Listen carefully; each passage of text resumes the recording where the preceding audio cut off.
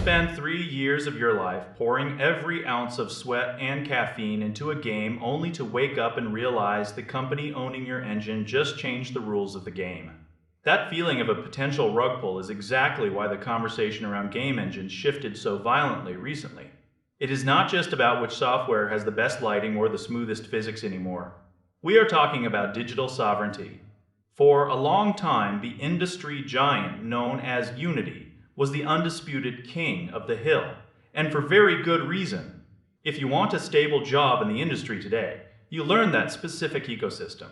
Their asset store is basically a giant cheat code for developers who cannot draw or compose music to save their lives.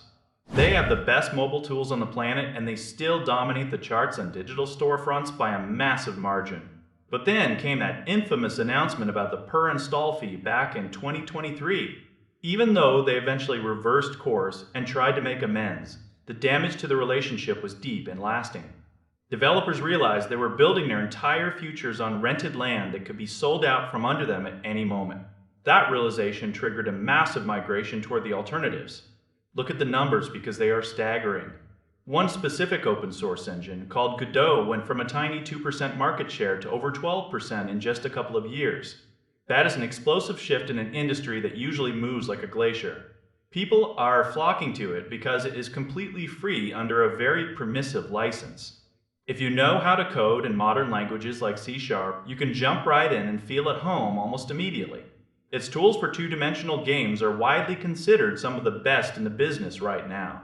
It is true that its three-dimensional capabilities are still playing catch-up for high-end productions, but for the vast majority of indie projects, it is more than enough to get the job done.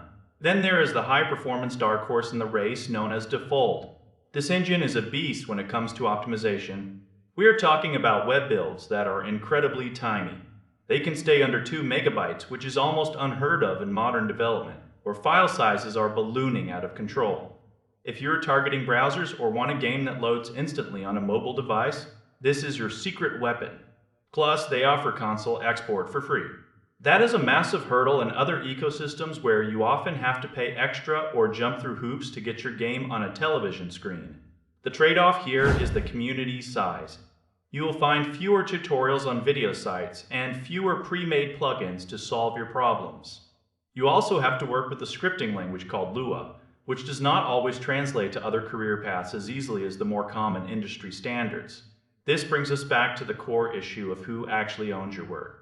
When you choose your tools today, you are betting your future on a specific legal philosophy.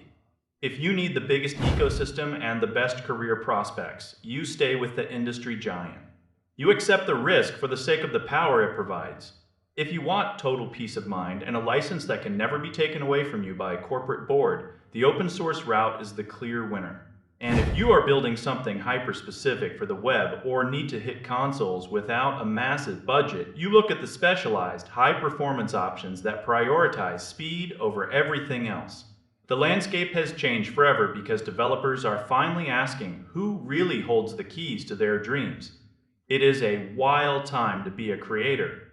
The choice you make on day one will define your path for years to come. It is no longer just a technical decision. It is a declaration of independence.